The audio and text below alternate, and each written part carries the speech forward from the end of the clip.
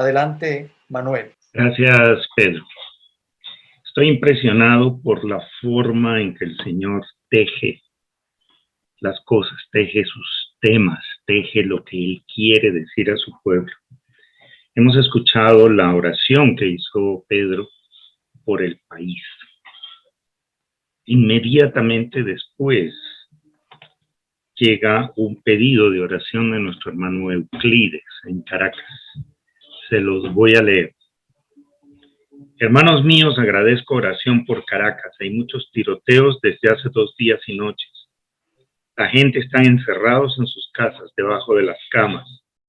Ya hay varios muertos y heridos.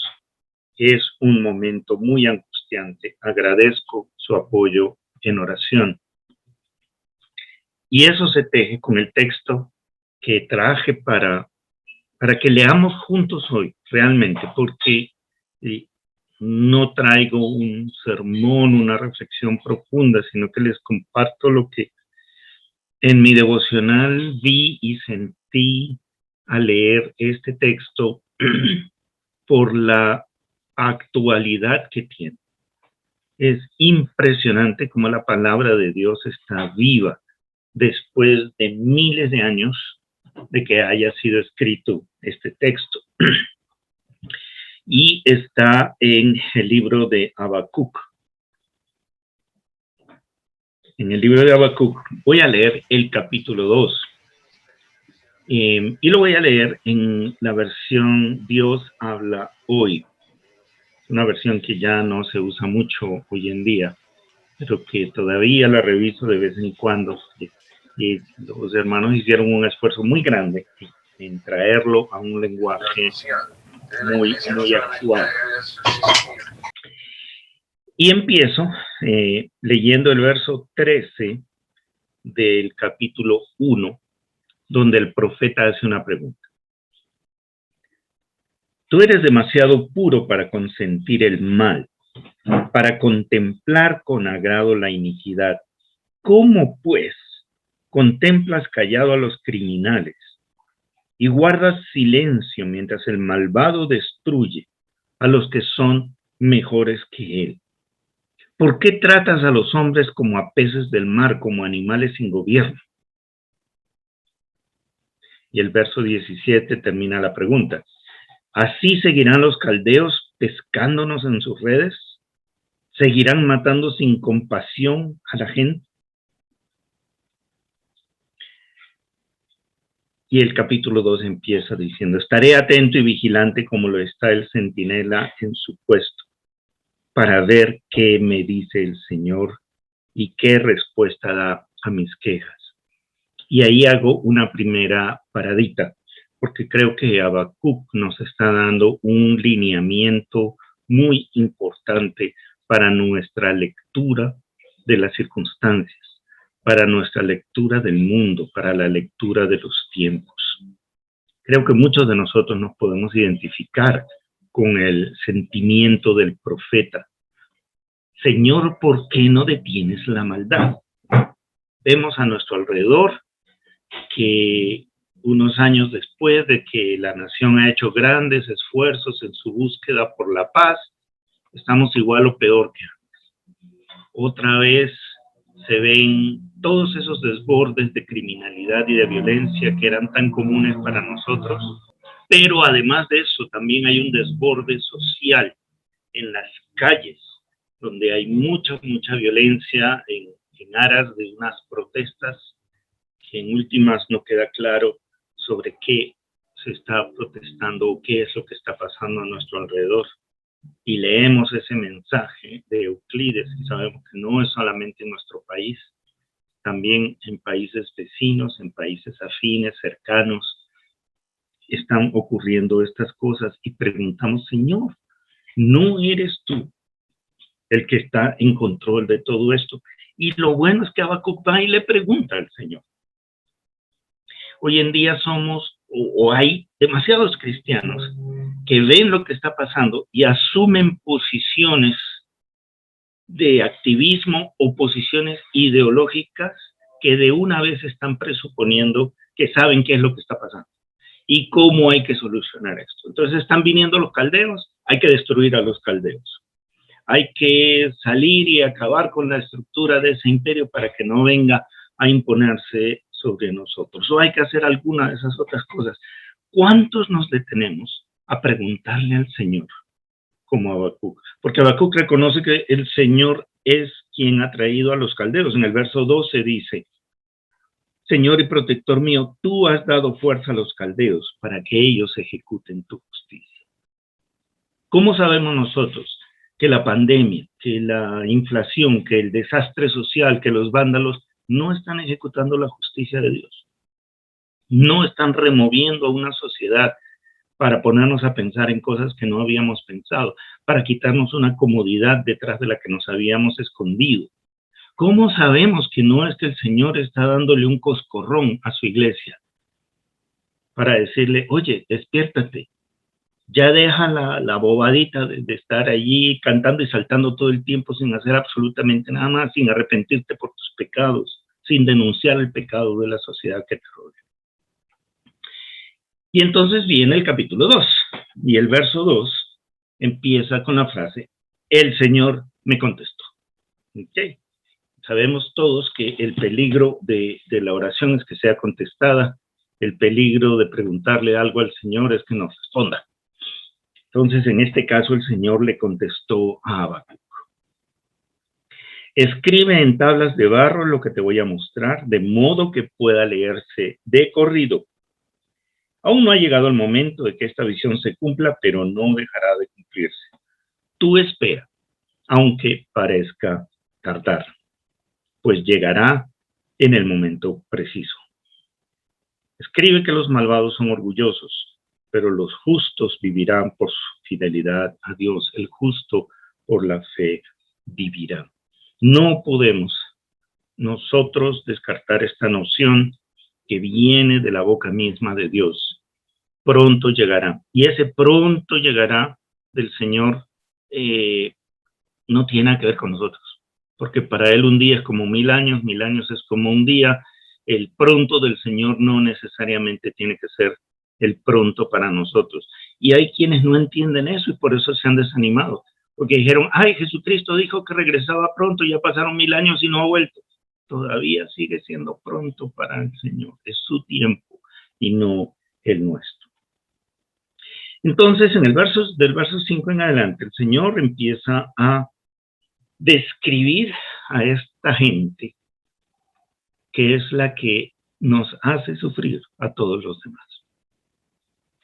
Los hombres orgullosos desean el poder, lo buscan sin descanso, siempre quieren más, aun cuando el poder es traicionero. Abren su boca como el sepulcro, son insaciables como la muerte, y por eso se lanzan a conquistar nación tras nación. Y eso lo vemos de diferentes maneras. Están aquellos que roban, y cuando ya robaron 1.000 millones de pesos, ¿qué quieren? Otros 1.000 millones de pesos. Y cuando ya tienen los 2.000, piensan: bueno, ¿y qué me detiene a mí para tener 10.000? Y así sucesivamente, son absolutamente insaciables. Pero si nosotros vemos también el tema de la presión social que se genera desde algunos grupos que luchan por unas reivindicaciones, y cuando las obtienen, ¿qué pasa? Quieren más. Y el Estado o la nación les da el dedo y se van hasta el codo, y una vez que tienen el codo, quieren el hombro, y cuando tienen el hombro, cuídate el cuello porque ahí te lo van a morder. Esa insaciabilidad del malo, que quiere más y más y más y no se detiene, no nos debe sorprender. Está en los planes de Dios, está en la mira de Dios. Pero todas las naciones conquistadas se burlarán del que las conquistó cantándole: ay de ti que te haces rico con lo que no te pertenece. ¿Hasta cuándo seguirás amontonando las riquezas que tomaste prestadas? Cuando menos lo esperes, llegarán tus acreedores, despertarán los que te atormentan y te dejarán desnudo. Las naciones se unirán en contra tuya y te saquearán como tú las saqueaste a ellas. Te harán pagar todos tus crímenes, las violencias que cometiste en el país contra las ciudades y sus habitantes.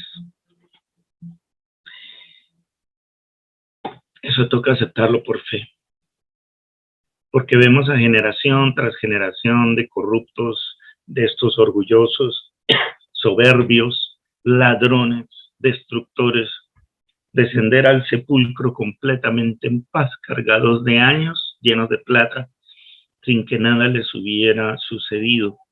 Y alguna vez nos hemos detenido a mirar la desesperación de Asaf en el Salmo 73, cuando él da esas tres miradas y mira hacia afuera como estaba mirando a Habacuc y se desespera. Mira hacia adentro su propio corazón y lo único que ve es desolación por la tristeza, por la impotencia, no poder hacer nada contra la injusticia.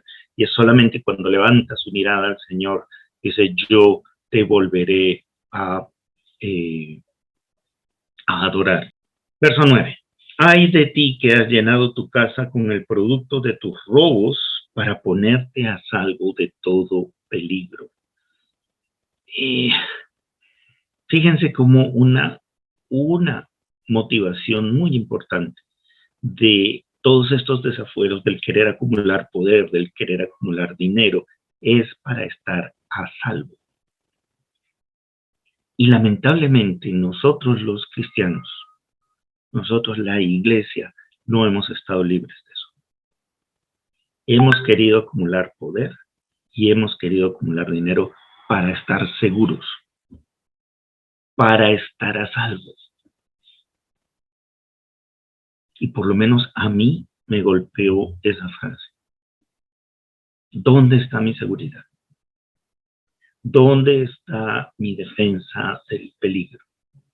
Está en lo que puedo acumular, está en las paredes que puedo levantar, está en los ejércitos de los que me puedo rodear, o está en mi Salvador. Y es Habacuc el que termina hablando al final del capítulo 3 del Dios de su salvación, que hace sus pies como de ciervo, así en las alturas le hace andar. Y fíjense que estos que han llenado su casa con el producto de robos para ponerse a salvo de todo peligro, de ese modo han cubierto su casa de vergüenza. Has causado tu propia destrucción al destruir a numerosas naciones. Aún las piedras de los muros y las maderas de las vigas gritarán en contra tuya. Ay de ti que construyes tus ciudades sobre la base del crimen y la injusticia. Si tuviéramos que hacer un ejercicio como el que nos llevó a hacer Pedro más temprano, pongan una palabra o en dos palabras, en una palabra o en dos palabras, describan la sociedad en la que viven. Describan el gobierno bajo el que se encuentran. Crimen e injusticia serían dos palabras que aparecerían con mucha frecuencia. Independientemente del país en el que nos encontremos o el país de donde vengamos, porque aquí somos un mosaico de varios países. No estamos hablando de ninguno en especial ni en particular. Crimen e injusticia saldrían muchas veces. Más visible, menos visible, más sofisticado, menos sofisticado, no importa, pero es el crimen y la injusticia. Ay de ti que construyes tus ciudades sobre la base del crimen y la injusticia. El Señor Todopoderoso va a hacer inútil tu trabajo y tu fatiga, pues todas tus obras serán destruidas por el fuego y el conocimiento de la gloria del Señor llenará entonces toda la tierra como las aguas llenan el mar. Si perdemos esa esperanza, mis hermanos, estamos perdidos nosotros. Necesitamos ser aquellos que tienen hambre y sed de justicia, y que esperamos que el Señor las sacie. Necesitamos ser aquellos que buscan primero el reino de Dios y su justicia, sabiendo que todo lo demás, todo ese cuidado de los peligros y de las enfermedades y de la miseria, de todo lo demás, viene de parte de aquel que lo traerá por añadidura. Pero nuestro trabajo es buscar, sembrar, edificar, construir su reino y su justicia. Ay de ti que emborrachas a tus vecinos dándoles vino mezclado con drogas para humillarlos, contemplando su desnudez.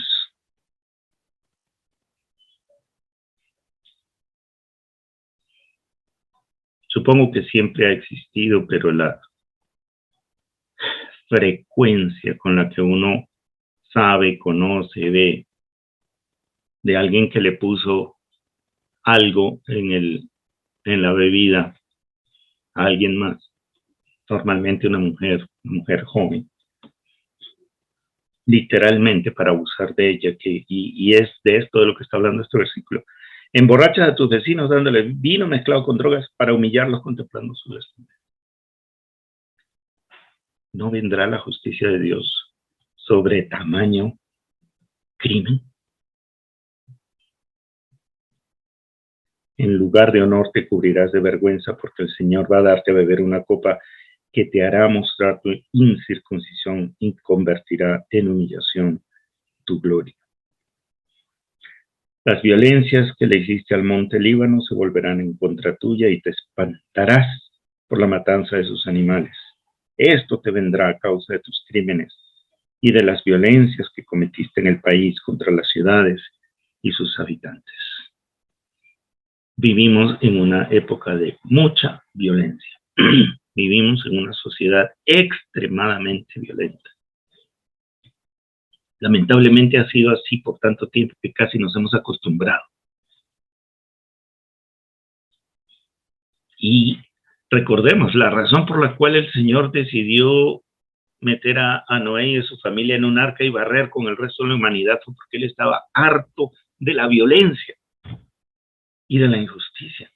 Y aquí nuevamente lo repite, él está en contra de esto. Esto no son valores que vienen de él, esto no es lo que Dios creó, esto es lo que nosotros escogimos cuando decidimos comer del fruto que él nos había prohibido comer. Pero además del tema de la violencia hay otro que el Señor lo indigna.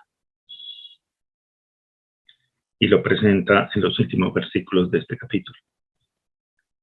¿De qué sirve una escultura en cuanto ha sido terminada? ¿De qué sirve una imagen que solo lleva la mentira? Los ídolos no pueden hablar. ¿Cómo pues podrá confiar en ellos el hombre que los fabrica? Ay de ti que a un ídolo de madera le dices que despierte y a una piedra muda que se ponga de pie. ¿Podrán ellos comunicar mensaje alguno? No, porque no tienen vida propia, aunque estén recubiertos de oro y de plata, pero el Señor está en su santo templo, guarde silencio de él toda la tierra. Por un lado está el crimen y la injusticia, la violencia del robo, la violencia de la mentira, la violencia del abuso, la violencia sexual. Ese es un paquete. El otro paquete es la idolatría. Y ya puedo ver las caras de los pastores evangélicos diciendo, ese no es un problema nuestro. Nosotros no tenemos estatuas de madera, cubiertas de oro, ni de plata. No tenemos nada de eso. Eso no es un problema nuestro. Es un problema de los primos. ¿Saben que no? También tenemos nuestros ídolos. Lo más visible, lo más claro, es cuando uno ve aquellas porciones del pueblo de Dios que idolatran a un líder eclesial. Llámele pastor, llámele apóstol, ungido, llámele como quiera.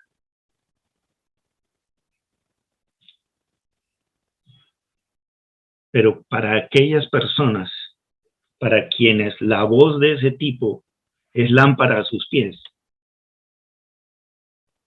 en vez de la escritura. Las frasecitas de ese señor son deseables más que el oro, más que mucho oro afinado. No la palabra. Tenemos ídolos. Pero no son los únicos. Tenemos ídolos políticos. No por gusto se les llama a los cantantes, a los artistas, a los actores o a los futbolistas ídolos. No es por gusto. Pero también están los ídolos del corazón. Está mi rebeldía, está mi independencia, está mi opinión, está por encima de cualquier otro, incluso está por encima de lo que está escrito. Está mi voluntad. Esto es lo que Dios dice y esto es lo que yo quiero, prima lo que yo quiero. Eso es un ídolo. Estamos llenos y rodeados de ídolos. Entonces Habacuc pregunta, Señor, ¿hasta cuándo vas a permitir todo esto? Y el Señor responde y dice, mira, hay mucha criminalidad, mucha injusticia, hay mucha idolatría. Y nuestra primera tentación va a ser, sí, Señor, ellos son unos criminales, injustos e idólatras.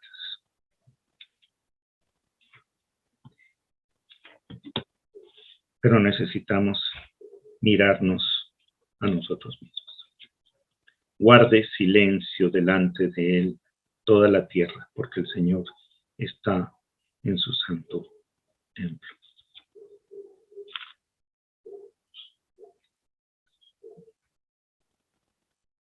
Empecemos por una introspección y por aquellas palabritas que ya no se usan mucho, ¿cierto? Empecemos por el arrepentimiento. Mirémonos nosotros mismos, nuestro propio corazón, donde hay criminalidad en nosotros, donde hay mentira, donde hay injusticia, abuso, en la manera en que yo trato a otros, en la manera en que yo construyo mi manera de vivir.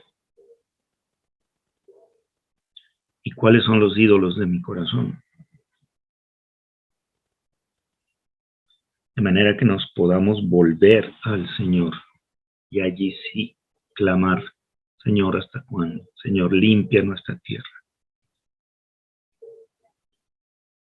Allí sí tendremos autoridad para levantarnos a señalar el pecado que nos rodea.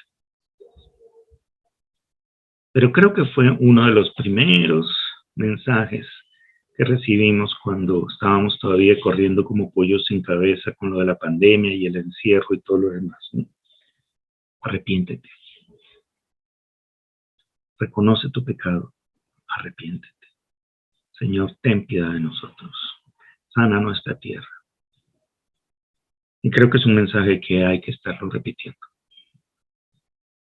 Busquemos ese orgullo, esa criminalidad, esa injusticia, esa idolatría que hay en medio de nosotros y arranquémosla, arrepintámonos de nuestro pecado, vistamos silicio, postrémonos delante del Señor. Y así como Habacuc empieza preguntando, Señor, ¿por qué? Señor, ¿cómo? Y termina diciendo, el Señor está en su santo templo, guarde silencio delante de Él toda la tierra.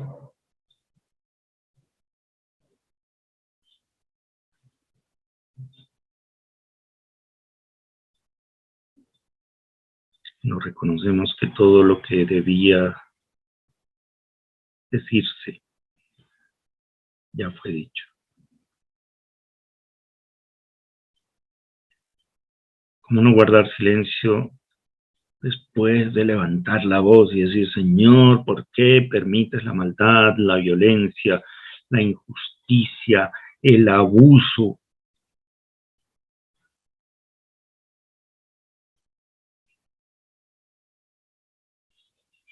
Poder imaginarme tu rostro mirándonos con ternura, diciendo, pero hijo, eso fue lo que escogiste.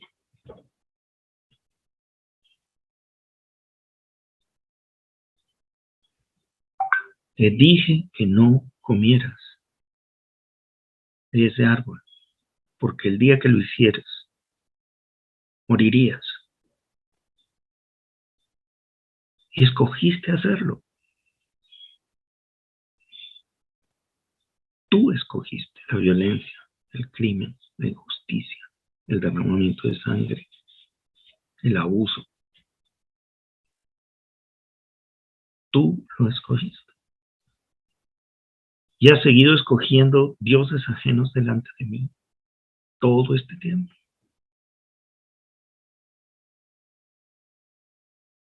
Solo estás viviendo la consecuencia de tus actos.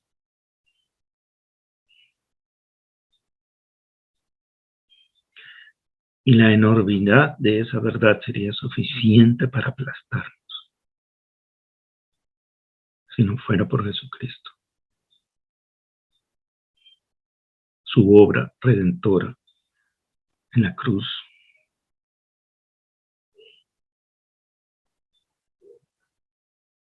Para que todo aquel que en él crea no se pierda, mas tenga vida eterna. Para que todo aquel que en él cree, aunque esté muerto, pueda vivir. Para encontrarle sentido a toda esta sinrazón, para poder abrazarnos a las promesas y a la esperanza de que lo que vemos a nuestro alrededor no es la última palabra. Que la muerte, que la maldad, que el derramamiento de sangre, que la injusticia no son infinitas.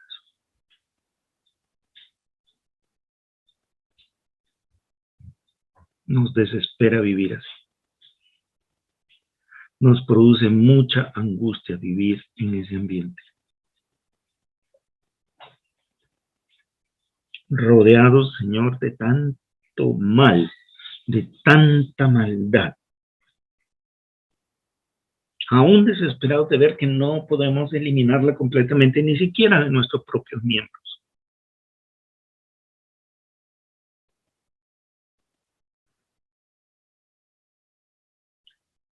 Pero nos abrazamos a la esperanza. Gracias, Señor, por la fe, por la esperanza, por el amor. Gracias por tus promesas. Gracias por la promesa cumplida de un Salvador que se encarnó, vivió en medio de nosotros, que murió, que resucitó y que vive para siempre, que vendrá por su iglesia.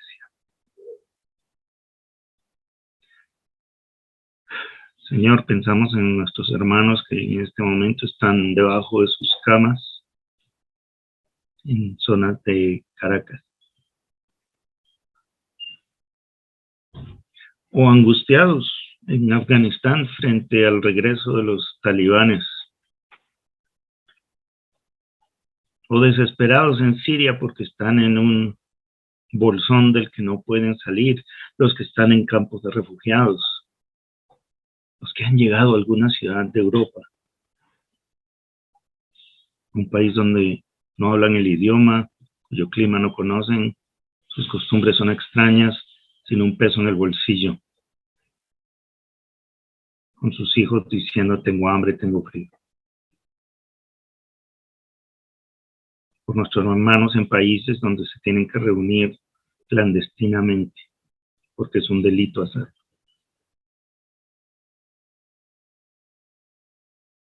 Por nuestros hermanos en lugares donde les queman las iglesias.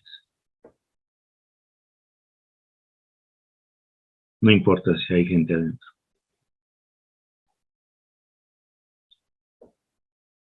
Pero también oramos por nosotros mismos, Señor, porque tenemos días en que nos gana la desesperanza. Pareciera que esto nunca va a cambiar. Pareciera que esto nunca va a terminar. El enemigo es el que se ha apoderado de todo y nunca lo va a soltar. Porque somos hombres y mujeres de poca fe. Alimenta nuestra fe, Señor.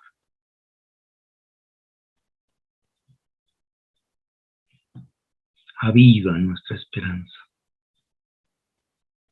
Multiplica nuestro amor por ti y por el prójimo. Danos la valentía que no tenemos, la sabiduría que no tenemos, la humildad que no tenemos, para seguir sirviéndote y seguir sirviendo en tu nombre en cualquier circunstancia. Así como termina Habacuc.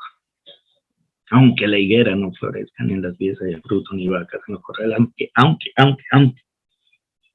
con todo, yo me gozaré. en el Dios de mi salvación.